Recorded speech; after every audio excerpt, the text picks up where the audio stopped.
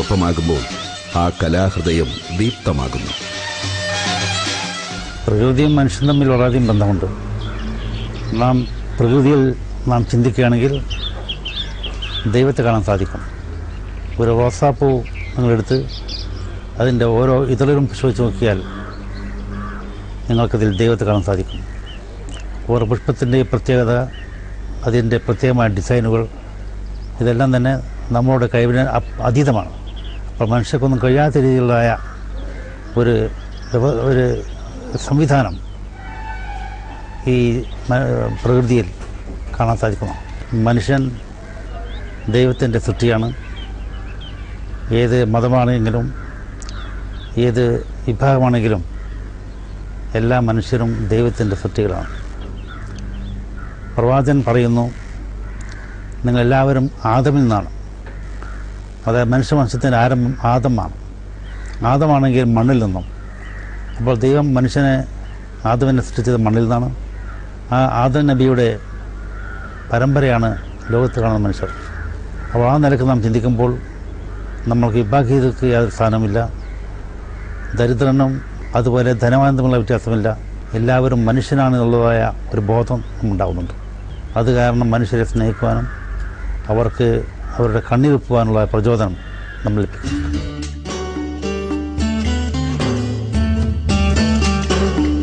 ഈജിപ്തിലെ പഠനം പൂർത്തിയാക്കി പരിശുദ്ധ മെക്കയിലെത്തി ഹജ്ജ് കർമ്മം നിർവഹിച്ച ശേഷം 1966 നാട്ടിൽ തിരിച്ചെത്തി.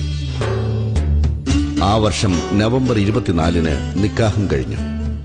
സയ്യിദ് അബ്ദുറഹ്മാൻ ബാഫക്കി തങ്ങളുടെ മകൾ ഷെരീഫ ഫാത്തിമ ബീവിയാണ് ഭാര്യ.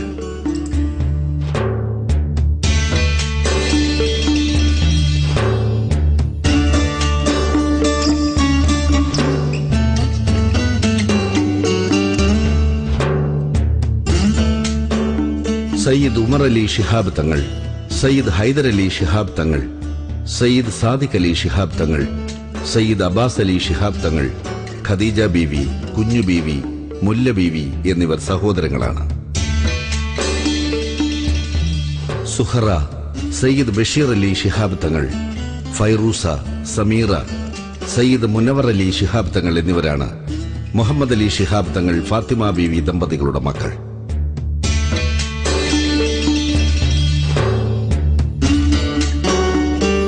പോക്കു, മുജീബ്, അലവിക്ക എന്നീ മൂവർ സംഘം ശിഹാബ് തങ്ങളുടെ കർമ്മപഥത്തിലെ സഹചാരികളാണ്.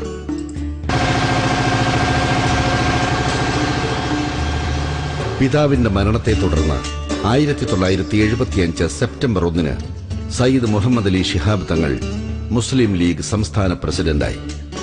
പാർട്ടി സ്ഥാപനങ്ങളുടെ ചുമതലയും ഏറ്റെടുത്തു. അതോടെ രാഷ്ട്രീയ സാമുദായിക തിരക്കിലേക്ക് ജീവിതം എത്തപ്പെട്ടു. വളരെ പെട്ടെന്ന് പുതിയ സാഹചര്യവുമായി ഇണങ്ങിച്ചേരാൻ അദ്ദേഹത്തിന് കഴിഞ്ഞു. പക്വമായ തീരുമാനങ്ങൾ മൂലം അദ്ദേഹം പരക്കെ അംഗീകരിക്കപ്പെട്ടു. ഖായിദെ മില്ലത്ത് മുഹമ്മദ് ഇസ്മയിൽ സാഹിബ്, സയ്യിദ് അബ്ദുറഹ്മാൻ ബാഫക്കി തങ്ങൾ, സീതി സാഹിബ്, പോക്കർ സാഹിബ്, ഉപ്പി സാഹിബ്, പൂക്കോയ തങ്ങൾ, CH മുഹമ്മദ് കോയ തുടങ്ങിയവരുടെ നേതൃപാടവം കൊണ്ട് പടുത്തുയർത്തിയ മുസ്ലിം ലീഗിന്റെ ശക്തി ശിഹാബ് തങ്ങൾ 10 മടങ്ങ് വർദ്ധിപ്പിച്ചു.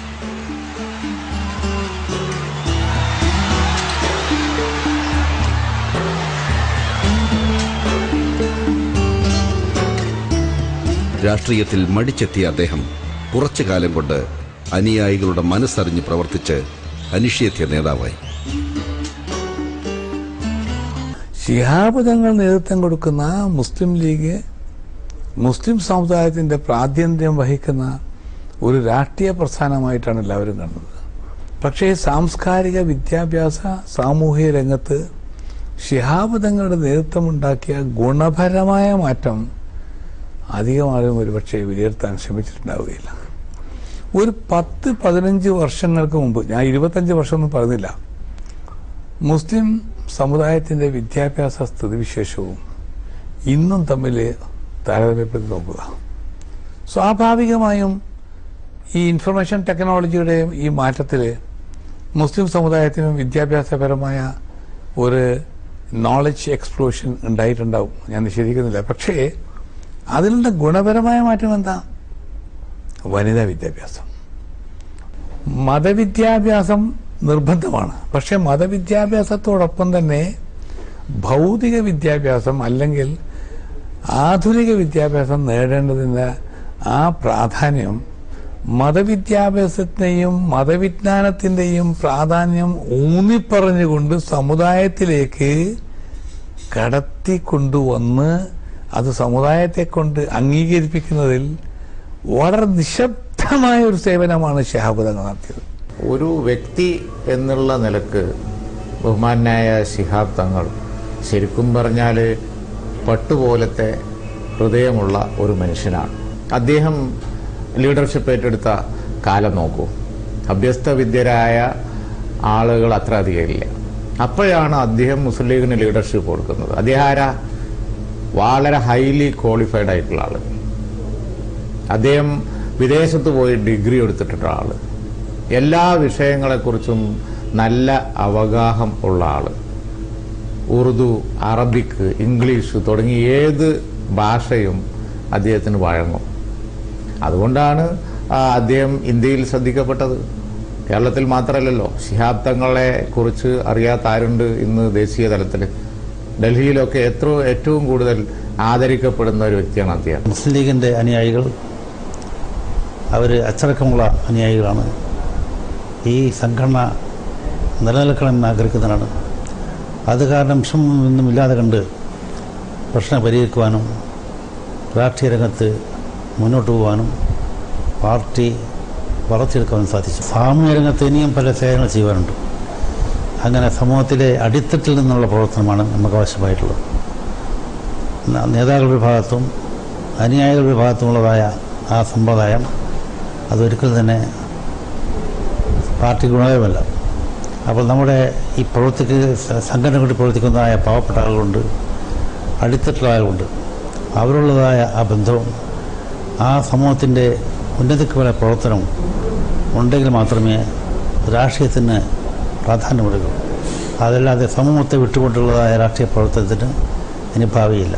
പ്രത്യേകിച്ചും ഇന്ന് എല്ലാ പാർട്ടിയും കാണുന്ന പാർലമെൻ്ററി വ്യാമോഹം, അതും രാഷ്ട്രീയ പ്രവർത്തനത്തിന് ഒരു ശരിയായ സ്വഭാവമല്ല.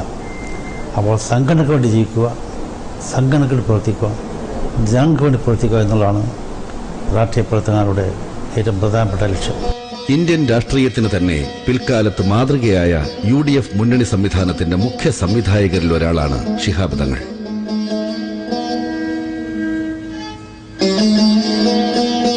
മുന്നണിയിലെ അസ്വസ്ഥതകളും അസ്വാരസ്യങ്ങളും തന്റെ സൗമ്യ സാന്നിധ്യം കൊണ്ട് തന്നെ പരിഹരിക്കുന്ന സമുന്നത നേതാവാണ് അദ്ദേഹം.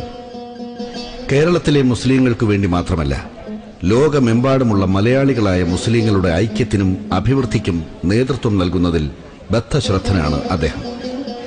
ഓരോ വേദിയിലും മതസൗഹാർദ്ദത്തിന്റെയും തീവ്രവാദ വിരുദ്ധതയുടെയും ദീപശിഖകൾ അദ്ദേഹം ഉയർത്തിപ്പിടിക്കുന്നു. ഹിന്ദുവും മുസ്ലിമാനും ക്രിസ്ത്യനും എല്ലാവരും ഇന്ത്യൻ പൗരന്മാരാണ്.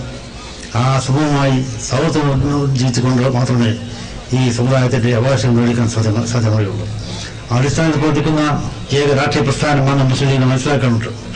അപ്പോൾ വർഗീയതയും മതപരിഭാഗിതയും തീവ്രവാദമൊന്നും തന്നെ മുസ്ലിം അംഗീകരിക്കുന്നില്ല. ഇവിടെ തീവ്രവാദം കൊണ്ട് ഒരു നേട്ടവും നാട്ടിലുണ്ടാകുന്നില്ല, സമൂഹത്തിലുണ്ടാകുന്നില്ല. നാട്ടിനും സമൂഹത്തിനും നാശമാണ് അതുണ്ടായിട്ടുള്ളത്. തിരക്കേറിയ രാഷ്ട്രീയ സാമുദായിക പ്രവർത്തനങ്ങൾക്കിടയിലും സാഹിത്യ അഭിരുചിയും രചനാ വൈഭവവും പ്രകടമാക്കാൻ അദ്ദേഹം സമയം കണ്ടെത്തുന്നു. 2007 SK പൊറ്റക്കാട് സാഹിത്യ അവാർഡ് അദ്ദേഹത്തിന്റെ മതം, സമൂഹം, സംസ്കാരം എന്ന ലേഖന സമാഹാരത്തിനായിരുന്നു. കോഴിക്കോട് നടന്ന ചടങ്ങിൽ AK ആന്റണി പുരസ്കാര സമർപ്പണം നടത്തി.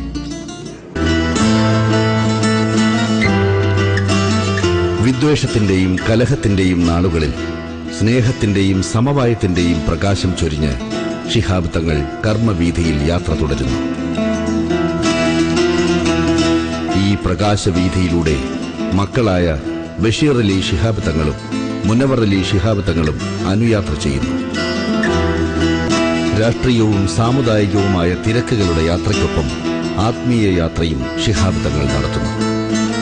എപ്പോഴും ആ ഹൃദയം അള്ളാഹുവിന്റെ വചനത്തിലും കാരുണ്യത്തിലും ഉൾച്ചേർന്നു നിൽക്കുന്നു.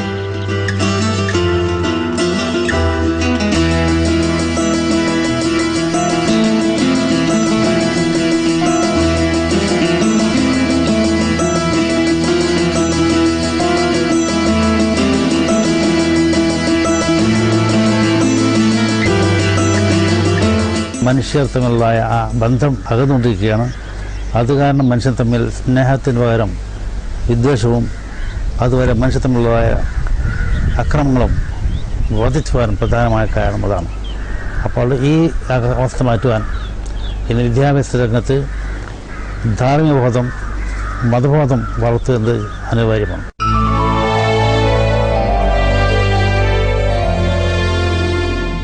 اللهم صل على سيدنا محمد وعلى سيدنا محمد اللهم اجعل الإسلام وادفعنا كل بلاء والأعداء